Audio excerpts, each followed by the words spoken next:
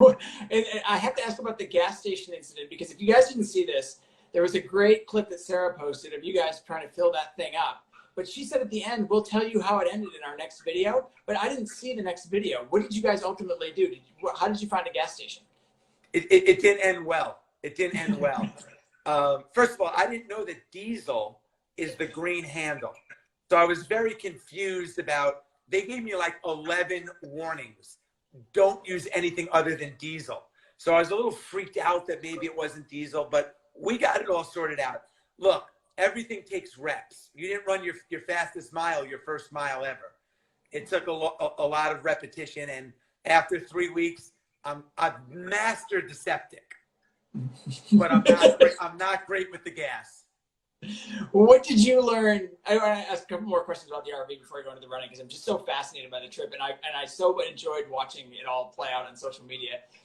What did you learn most about yourself and your family during those 3 weeks? I love the simplicity of it. And part of the reason why I love running is you need a pair of running shoes and you can do it anywhere. I love the simplicity of not having a closet full of stuff, an office full of papers. I just love that it went back down to, look, I'm an entrepreneur. And one of the things I never wanted to lose is that bootstrap underdog mentality. And it felt good to simplify everything and go back to, I'm not shaving. I don't care. In fact, this is the first time I've looked in a mirror. It's like looking at myself on Instagram. I'm like, whoa, I look nuts. So I really enjoyed that, taking it back to what matters most to me. And I guess the follow-up to that is, what did you learn most about other people? Because I imagine you were with, you said there's so many Americans that own RVs. I imagine it was a chance to see a group of people or a part of the country that you don't usually get to see.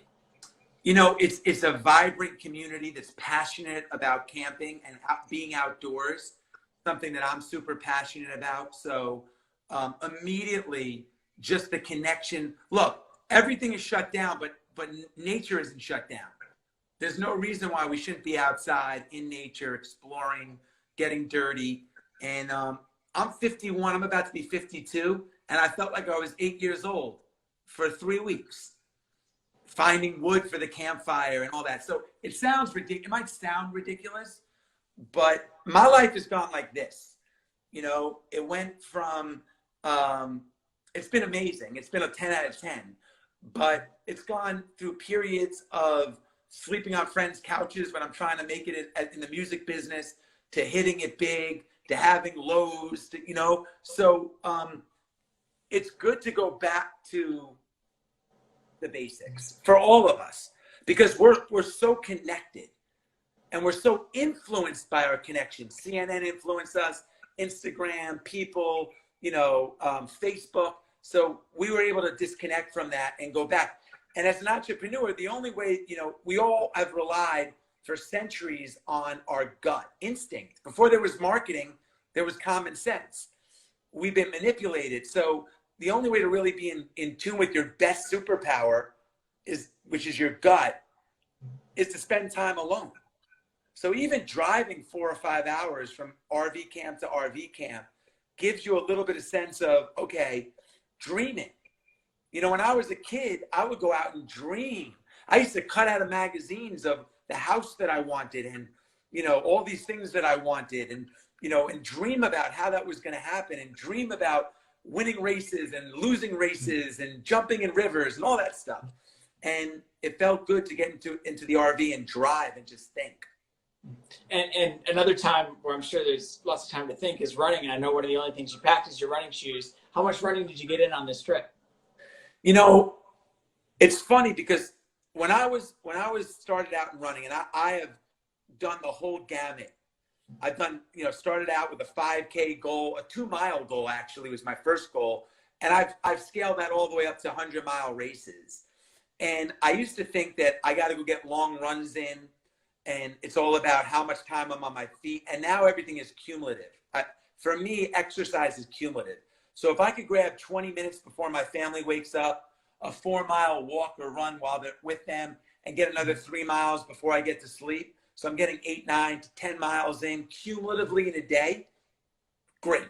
So the way I did this trip was I got it when I could get it. You know, if my kids were getting homeschooled and I have an hour because they're on there with the teachers on Zoom, I'm gonna go get a run. And that's why you always wear the short shorts. Oh yeah, I got them on right now. I like that you're not going back. Just, you know what? This is the best lifestyle. I'm just gonna wear these at all times. You know, it's like, this is what I think. Humans have done amazing things. Like the fact that we can talk and people in China can watch this right now, real time. A human invented that. That's crazy. But humans have also complicated things by trying to simplify. So like, what was wrong with the car key that you put in a car to turn it? Now I got to find the button and my clicker. It's like, who invented, what was wrong with the window? Now I think you can still get cars like that. Right. So they tried to like get so fancy with these long shorts. Short shorts are just as efficient. They're better. Yeah, they're way better. I wear them around my house all day, and my wife's always getting on me. And now I'm just like, hey, this guy can do it, and he's doing just fine. Right. So your relationship with running, you said it is unique. You don't just go out there to run. What makes running, what makes that very simple act so attractive to you? First, I have to say, for anyone just joining, I'm live in my bathroom because it gets the best service in my house. Back to the question. What I love about running, and specifically about challenging runs, first of all, I love the lifestyle. I love how it makes me feel. I love the discipline attached to running. They asked Richard Branson what was his number one thing that, you know, he would attribute his success to, and he said going to the gym. I don't think he meant lifting weights. I think he meant the discipline and prioritizing himself first. That's what I love about running. It's the easiest way to prioritize myself. And for me, running is not a chore. It's not something I dread. It's part of my lifestyle.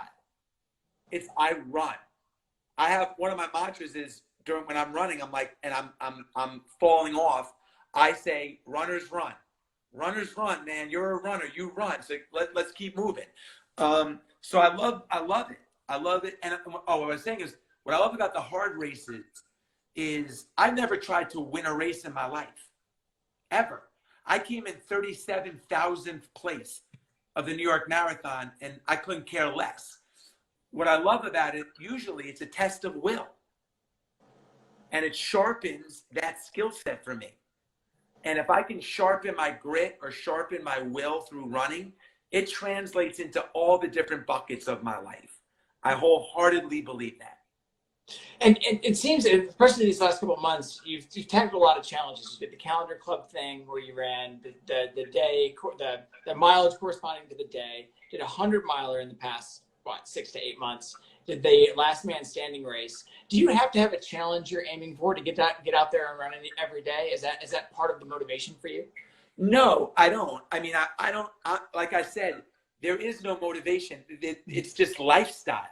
It's a lifestyle decision for me. So I never feel like, oh, I have to do this. This is what I do, man. But having a big race on the calendar gives me something to make sure that I'm not living in routine. Because if I just run 3 miles at a 10-minute pace every day, I'm not getting better. It's great, and it's therapeutic, and it makes me feel good.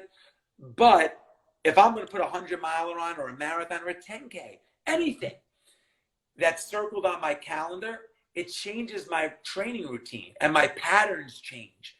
And it keeps me, and part of what I love is just building out the training plan, the strategy behind how am I going to train for this race. So I'm actually driving to Tennessee tomorrow to scout a trail for a last man standing format race, which is a 1 mile. This particular format is a 1 mile loop. It's called the murder mile because there's like 400 feet of elevation or something in the mile. And you have 20 minutes to do it. And if you do it in 18 minutes, you have a 2-minute rest. They line you up again the next 20 minutes. And they keep going until one person is left standing. And you know, at this stage of my life, I don't have to run. I could sit in a nice air-conditioned house and watch Netflix. But the thrill, I just packed up the RV. I'm picking up 2 friends, social distancing in the RV. The thrill of the challenge and the strategy. How are we going to do it? What are we going to run? What are we going to walk? The fact that I'm even driving out to scout something 4 hours, 8 hours of driving at this stage of my life. There's a lesson there for anyone listening. And I love it. I love it. And I love the preparation behind it, you know? And anyone who thinks they're above that is losing that underdog mindset, that bootstrap mentality. And I don't want to give that up, regardless of success. So of all the challenges you did in the past 6 to 8 months, that they were all incredible to follow. I particularly enjoyed the last man standing race because you just looked, I mean, physically and mentally exhausted at the end of this thing. And I'm like, there's no way he's going out for another lap. And you went out for another lap. Which of the 3 was the most challenging mentally and physically for you and most rewarding? So I trained really hard for the last man standing. That is a race that I wanted to win. But I trained incorrectly because they said it is moderate rolling hills. Yeah, if you live in the mountains of Maine, but if you live in Atlanta, you know, like the hills were like, everything was like super challenging. So my heart rate was up way more than it normally is in a 4-mile run every loop. This was a 4-mile loop, 4.2-mile loop. And during my training runs, I was coming in around 51 minutes. On this race, I was coming at like 58 with a high heart rate. So I was doomed from the beginning. And my strategy of walk run was out of the door because it was so hilly. I walked the hills and I had to run everything else, or I was going to time out. So I had to blow up my training strategy for 8 months, blew up on the first loop. But I loved it. And and going back to like what you said, I looked gutted. I was gutted. But what I said to myself was, I knew I wasn't gonna. This is gonna sound a little hardcore, so I don't want to freak anybody out. We're all here, right? But I knew I wasn't gonna die. I knew I was gonna get messed up, like my legs were gonna be jacked up. I knew my toenails were coming off. I knew all of that. But I knew I wasn't going to die. And I'm like, you know what, man? I'm doing one of these a year. Get out of the chair. And I'm not a superhero. You know, there are races where I do 2 miles and I just go home.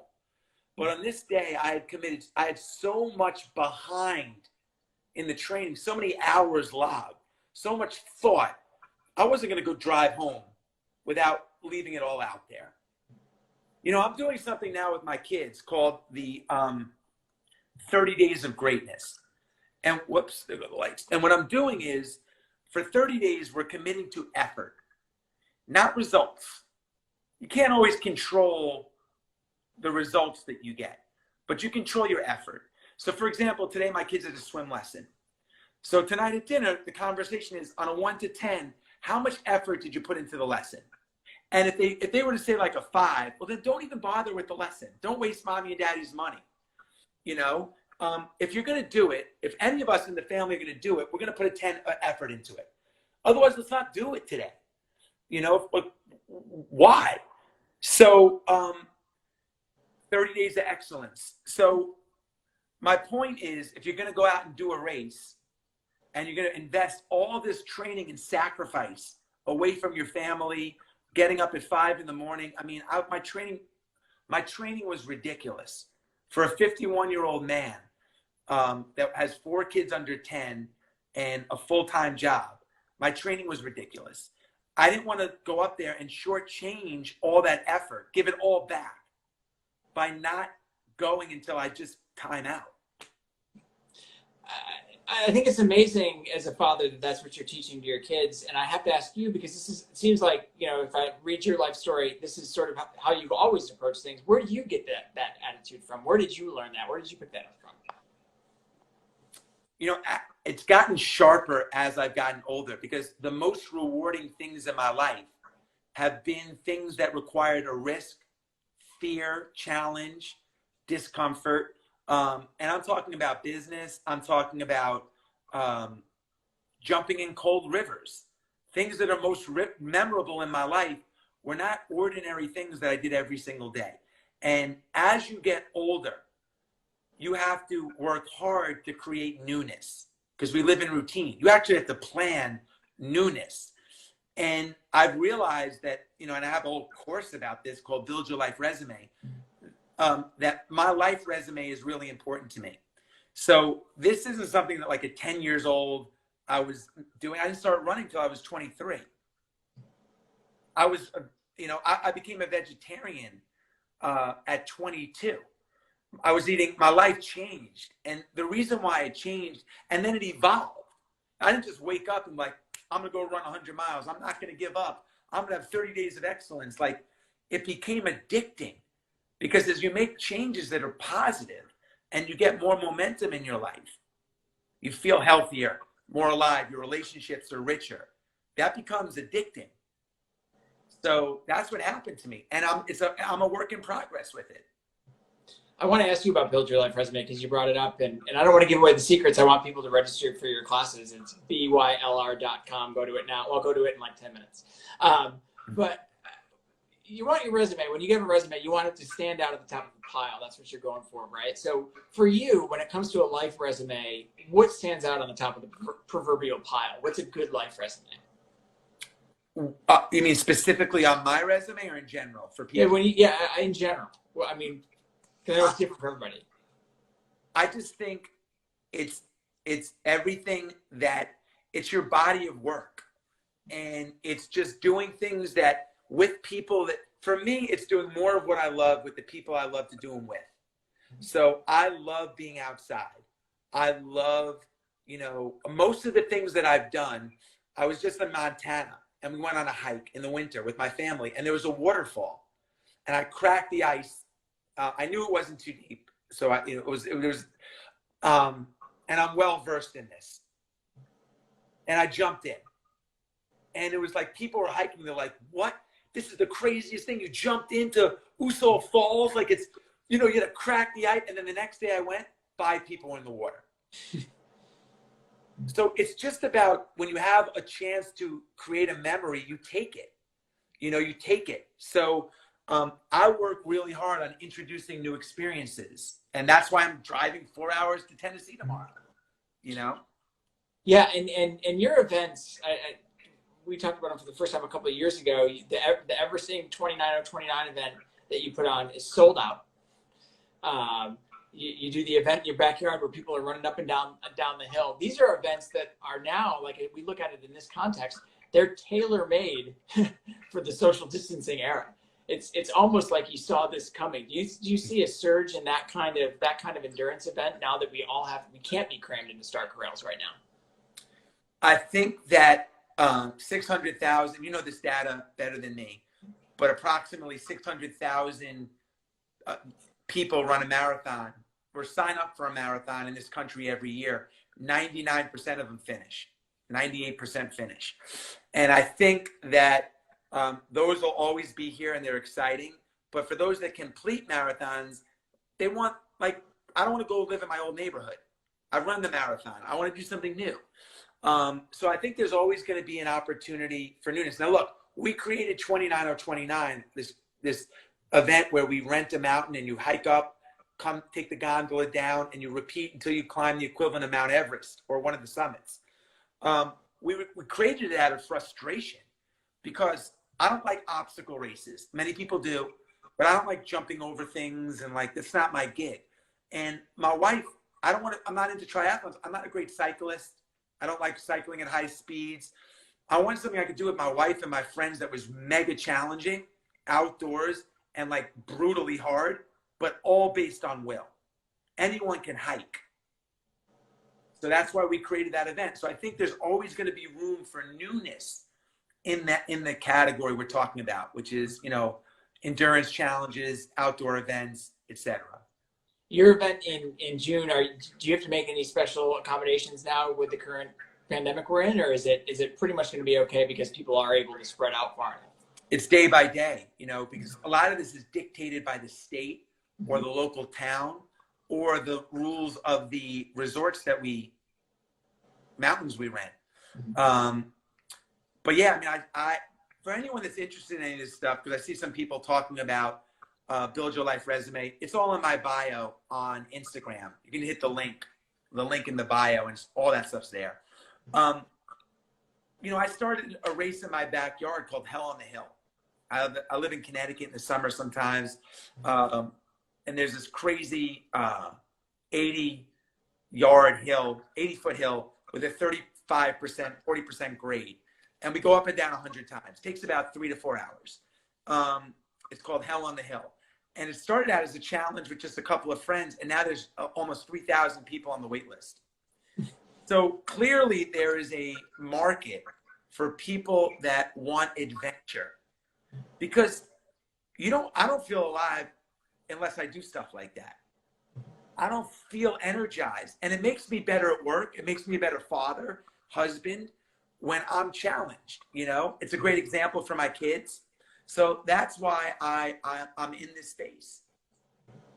I want to ask one more question before we take just a couple from the comments. Sure. You know, you give big speeches to big groups. You own a basketball team that brings big crowds. How do people who love being in that environment, who thrive in the group setting, how do they replace that in a time where they can't have that sort of experience right now? Well, I don't think you have. I think that you still can have that experience. Now, the one-on-one close contact stuff isn't happening, but we're all on Zoom calls. There's 150 people watching now, so that's a nice size auditorium to give a speech to. You know, there's all kinds of virtual conferences going on, but I think, you know, I still get outside. I run around Atlanta all the time, Chastain Park every day. And there's still a social element of just seeing other people getting after it. You know, it still fills my bucket. So I think this is a great time to start new routines, learn new stuff, go on YouTube and look at new skills. I think there's a lot of opportunity during this time. I'll look for you at Chastain Park. That's my route every morning at 6 a.m. I'm usually out there running around. So you're gonna have to look behind. You're a lot faster than me. You got to look over your shoulder. I don't know about that. I think one question from the that I've got from the chat here: your life to date. What did you waste the most time doing, and what do you wish you had done with that time? What did I waste the most time doing? Mm-hmm. Well, I'm disappointed I discovered RVing so late in life. I don't have any regrets. The stuff that I never wasted time. I've always had an appreciation for time. My days are so jam-packed. Like, and you know, a lot of people talk about morning routines. I'm a much bigger believer in nighttime routine because I plan my day the night before, and then I just follow the script. I'll come up late. I just follow the script. So my nighttime routine is so important to me because I map out exactly what the next day looks like. So my days are very efficient. You know, I think if I have a regret, I figured this out. I wrote about it in my book, Living with the Monks. I calculated how much sporting events I was watching in my 20s and 30s. Okay. You know, I was watching 2 college football games on Saturday. I love it. I was in a fantasy football league, 3 games on Sunday, 1 o'clock, 4 o'clock, Sunday night football, Monday night football, Thursday night football. And I calculated that if I did that for from 20 to 70, it's like 36,000 hours of time. I don't remember, do I really care who won the Jet Giant game 5 years ago now? No.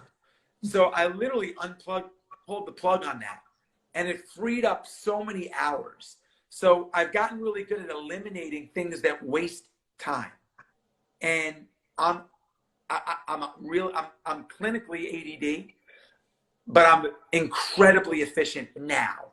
I wouldn't say that a couple of years ago, but now I'm really efficient. If I have to get my run in and my day's packed, I'll get up an hour earlier. That's hard to sustain. People are like, oh, just wake up an hour earlier. No one wants to wake up at 4 in the morning. But think about this. This is going to freak people out too. Since I'm 21 years old, I've been taking about 3 hours a day for myself. Cumulative. 20 minutes in the morning, a half an hour at lunch, maybe an hour. And that could be anything. Going in a sauna, reading a magazine, doing nothing. If you take 3 hours a day from the day you graduate college till the day you retire at 71, 50 years, right? Like most people work 21 into their late 60s. So if you took 3 hours a day, you get 56,000 hours, including sleep. You get 10 years of time to yourself. Let me repeat that. 10 years of time. I've done that. I'm a real true example of someone that's taken 2 to 3 hours every day. Now, most people say, oh, well, you have nannies and you have this. No. I've been doing it since I'm 21 years old. Anyone that knows me knows me. I've always carved out time for myself. It compounds. The greatest gift you can give to yourself, one of the greatest gifts, is alone time. It's prioritizing yourself. Now, most people play defense. You fill up your calendar with appointments, meetings, weddings, other people's requests, and all this stuff. And at the end of the year, you're playing defense. You have nothing to show for it. I've flipped that model upside down. I play offense. I map out my days. I map out my years. I have a program called the Big Ass Calendar Club where I walk people through this. It's on my IG and my bio.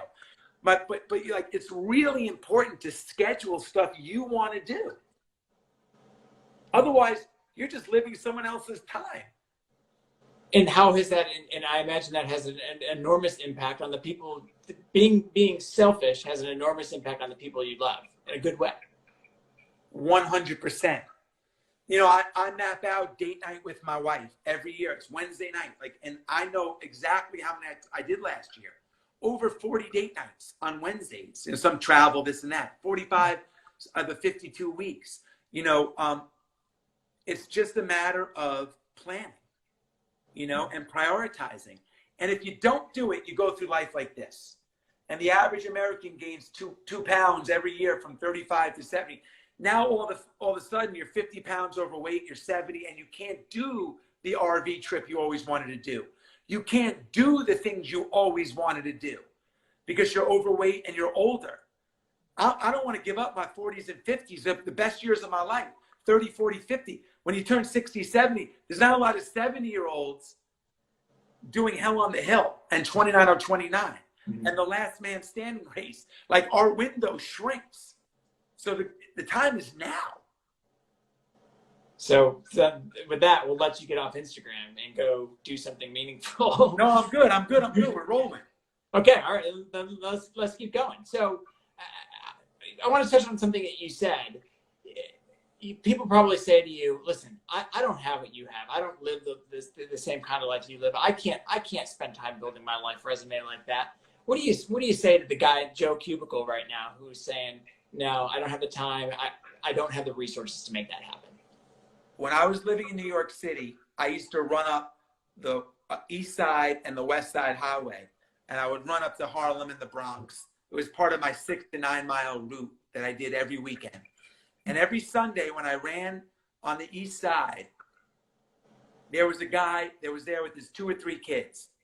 And he had an old boom box with an antenna you would use to rig a TV to get service. And he was listening to some music. He had a little picnic cooler and a makeshift fishing rod. The guy was so happy. And I just remember thinking to myself when I went all the way up there that this guy's fingertips were dirty. His clothing was dirty. Clearly he was working in an industry that required manual labor or something. And, I don't want to make judgment or anything, but I would assume he wasn't well off by the radio and the fishing rod and all this stuff. Hey, we waved every day. He was smiling, polite with his kids. I climbed Mount Washington last year. I brought my son. It cost $18 to park. We camped out in the snow. I don't believe that because I lived that when I was a kid and 20, 21 years old, and I wasn't broke. I could always call my parents, but I didn't have much. I didn't want to do that. I didn't get anything from my parents. And I was always taking it every year. I would do the cold plunge, Coney Island. I would drive out to Jones Beach, take the train out to Jones Beach. It was, nothing. I took they had a pass on Amtrak. Everyone that knows me knows this. It was $25. You could go anywhere you want to go for a month on a $25 pass in coach. And I took that to Utah, to Vegas, around the country. I slept in the train. Don't get excuses. Just if you want it, you'll make it. If you want to have a business, you'll figure out a way to have a business. The number one thing of being for an entrepreneur or a great runner is you got to want it. I know so many people that are outstanding ultra runners that aren't super impressive physically, but they want it. They just don't stop. The only reason why I'm a successful entrepreneur, however you define success, is not because I got an 1600 on my SATs. I got a 980. It's just that I was not going to take no. I was relentless. And so that I don't like that. I don't like it. And if you fall on that sword and say well, I don't have this, I don't have this, I don't have this. If you give it power by saying that, it won't happen. After you've had so much success, though, after you've accomplished as much as you've accomplished, how hard is it to keep that mentality? Because you could easily say, you know what, I'm good. I've done it. How hard is it, or is it just something that it comes naturally? I don't look through the back rear view mirror. I don't own a Marquis Jet hat. There's no pictures of celebrities in my house. I don't own a Zico t-shirt. That's a chapter's done. I love it. I can draw on the memories and the experiences, but I'm 51, man. If I live to be 90, 80, I have 29 years left. I'm not going to go celebrate my victories. I'm going to try to maximize from 51 to 90. That's all I care about. And that's how I think about it. I haven't even thought about last year. I did the last man standing. I did 80 miles. 30 days later, I ran a 100-miler. Right after that, 2 weeks later, I did 29 or 29. It took me 28 hours. I never said oh, I just ran a 100-miler. I'm going to go look at my shiny buckle belt for the next year. It's it was immediately what's the next? I didn't get my 100-mile goal. I was when's the next 100-miler? Oh, Hennepin, Illinois, 30 days. There's 4 slots left. I took all 4 slots. I called up 3 friends. I'm I need you guys. We're in. 28 days later, we're at the starting line of the Hennepin 100, and we did it. So it's always forward thinking. If you start thinking about that, all your success, you're Rocky too. Remember Rocky 1, he's hungry. Mm-hmm. He's cracking the eggs, he's training. Philly, everyone's running him. And then in Rocky 2, he's getting manicures. I don't want to have manicures. I want Rocky 1. So at 51, as somebody who's constantly trying to build their life resume, what's missing from yours? Nothing's missing. If they all got pulled away today, I feel like I've done it really right. The one thing I think I really have a good handle on is a system for life, and for living life for a living, really living a full, rich life, a deep relationship. I have great friends. But here's my wife looking at me saying, you just tell us when you got to go. No, I'm Zoom yelling you guys. So what's missing is nothing. It's just, I just want to maximize what's left. Is there anybody whose life resume you look at and say, man, that is a damn good resume? This is going to sound crazy. Sanjay Gupta has interviewed some of the most compelling, amazing people. He's traveled the world. He's experienced. I think when I look at someone that's got a wide range of experiences, Sanjay comes to mind. He's interviewed the Dalai Lama. He's climbed mountains. He's a brain surgeon. He's an expert on multiple health issues. He does races. He's got great friendships. I never heard him say anything bad about anybody. He just pops into my head as someone that is super inspiring to me. Conversely, you've been helping people build theirs. What's your proudest success story of somebody that you've really pulled from being I'd say vanilla, boring, not adventurous kind of person to really kind of somebody with your mentality? I've been blessed with, and the reason why I have the course and do the programs and these events is I get every day DMs, letters, emails, and hear stories of people that whose life has been affected super positively. There's not one defining thing, but we built a thriving community of people that, have become into that kind of lifestyle. So I love it. You're a great interviewer. Thanks. Now you put me. Now you've made me a little nervous. But question for you about your next challenge. So you're going to do a mile every hour until you can't do it anymore. How do you train for that? No, it's a mile every 20 minutes. Mile every 20 minutes. Okay. How Right. do you train for that? Well, it's the downhill that's so tough. So I've completely switched my strategy to only running hills and really trying to beat my legs up on the downhill. But again, there's really no way to train for it. It's much easier to train for a race with an end. You can make a strategy, you can map out your time. The only way you win this race is if you're the last person standing. So, but I'm not going into this race. I'm doing this race as more of a training run to experience it.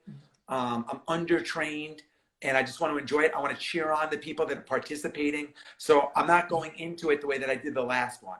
If I could get 10, 12 hours, that would be amazing. And then go cheer everybody on that do 30, 35. I want to ask about the 10th and the 12th hour, or the umpteenth lap of the last man standing, or the 99th time up the Hell's Hill.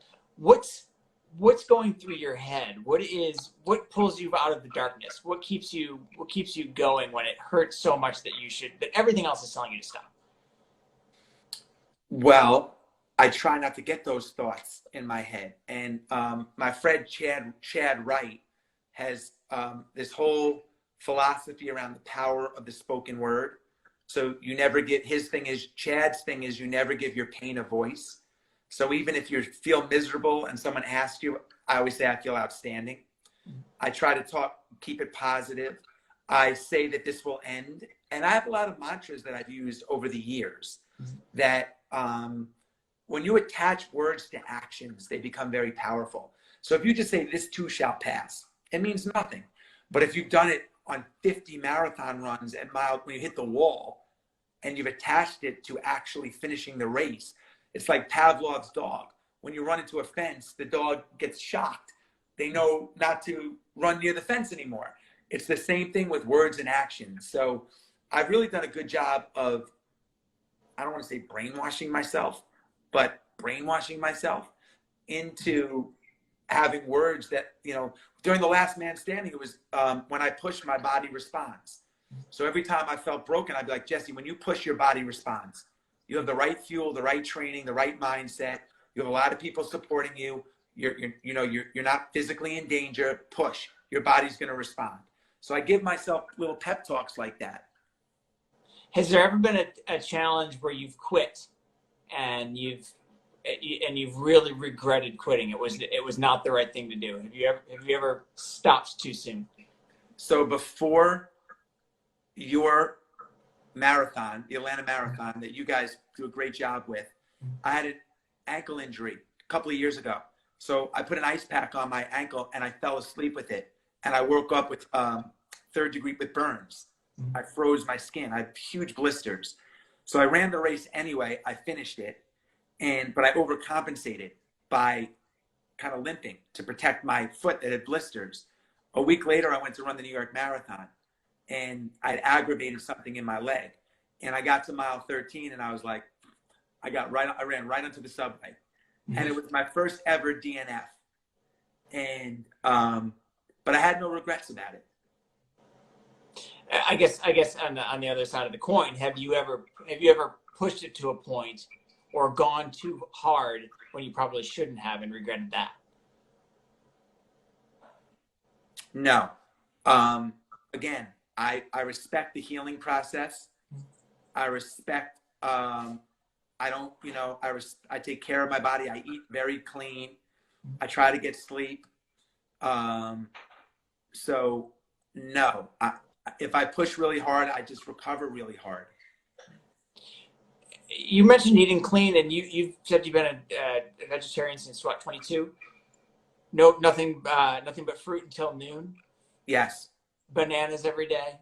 Yeah, I eat about like, I was at one point I was eating about 15 bananas a day. I pulled back a little on that, mostly in smoothies.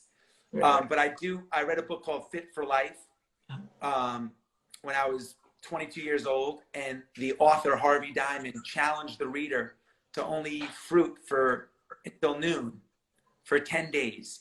And we could talk for hours about this. This will be part 2 of the interview. And then go back on day 11 to your regular breakfast. And I did.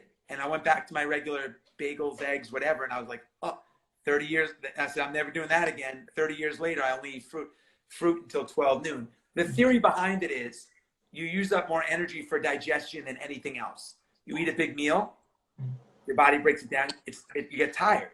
If you could streamline your digestion, you free up energy for everything else, to fight infection, to be more vibrant, to be a better runner. So I really try to streamline my digestion through what I eat. I don't combine proteins and starches. I only eat one food group. I eat simple foods. I eat fruits and vegetables. And, look, I'm not saying it's for everybody. I'm a trial and error guy. And I tried that and it worked the best for me. Why would I go back to something that doesn't, work for me?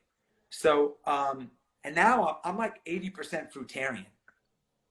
All of these things that you talk about require so much discipline. And I tried to be a vegan for No. not discipline. No. Discipline. People confuse discipline with deprivation. And if you start thinking it requires discipline, what you're really saying is I'm depriving myself from something. Deprivation never works. Lifestyle works. I made a lifestyle decision, right? If I deprive my kids of chocolate, they're going to gorge it, later on. It's not deprivation. It's not discipline or deprivation. It's lifestyle. That's how I look at it. So then what I guess where I was going with that is what you got to have a vice. You've got to have something. Of course. What is it? What gets you up to your routine? I eat super healthy, and then I eat 10 pounds of chocolate at 11 at night. I have plenty of vices. I make plenty of mistakes. But this isn't something that other than the fruit till noon, which I think I've missed like 8 days over the last 30 years. I make mistakes. I just get back on the wagon. I take time off from running. I ran the last man standing at 187. 2 months later, I was 205, 210, gained like 30 pounds because I went nuts. And then I'm like, okay, let me just get back on the wagon. So I know I'm going to be able to, I'm never going to go like this and spiral ever. But I can go a month or two of falling off, and that's fine. I think getting back on the wagon is often the hardest part. It's harder than building the wagon. So what's your advice for people who are off the wagon right now, whatever that wagon may be? Yeah. So first of all, Matt Scalati just on here. Congratulations, just finished a 100-mile run. I followed your journey, and we don't even know each other. We are social media connected. When you fall off, the most important thing for me, I put a flag in the ground. Like my training partner, Mark Brown, and I start Monday. We're going super clean for 30 days of excellence. I put a flag in the ground and I make a commitment. I'm just like, okay, I don't use traditional dates as an excuse. I'm going to wait till New Year's. I'm going to wait till after Christmas. Huh? What? I'm starting tomorrow, and that's that. What? That's how I do it. Has there ever been have you ever had trouble getting, has there ever been a point where you've gotten your flag in the ground and you've said, you know what, I need to move the flag just a little bit. I need some more time. I mean, I'm human, but it doesn't happen often. I don't have the luxury of time. I'm not 11 years old. I'm 51 years old. All right. The average American lives to be 78. That means I have 26 summers left. I don't have the luxury. And as you get older, it's harder to get back in it. So I stay marathon ready. I talked about this today on my run with Mark, my friend Mark Brown. Marathon ready to me is I can run 7 miles, no problem, anytime, every day. I run 7 miles a day, which I did today. And if I could do that, I could do a 100-mile run. I'm ready. That's just for me, because I know what it feels like to run 26 miles. And the difference between running 26 or 50 and 100, the pain doesn't really get much worse. You just got to be able to deal with it. You got to be patient and deal with it. So I stay marathon ready. And for me, that's 7 miles, get a couple of long ones in here and there, and I'm good to go. I know you don't have a bucket list. You call it something else. This is a family Instagram account, so I'll leave it at that. It rhymes with bucket. What's at the top of that list right now? Yeah, so I replaced the B with an F, the B in bucket, and I add an F. I'll leave you guys with this because my wife's got to take a bath, and I'm in the bathroom because it's the only room that has good service here. Sorry, sir. That's okay. That's okay.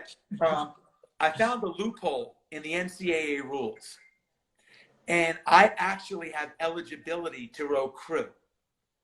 So I'm going to go try to make like the Harvard crew team or something. That would be a journey that I would love to follow, and I think everybody else on here would too. I don't want to take anyone's spot. Like, I don't want to take like an aspiring 18-year-old's spot, but I got to go. If you guys follow my wife, don't tell her that we might move to Cambridge if I make the Harvard crew team. But I really want to go back. That would be amazing. I have a feeling that "don't tell my wife this" comes up a lot in your conversations. It could be a book. It could be a book.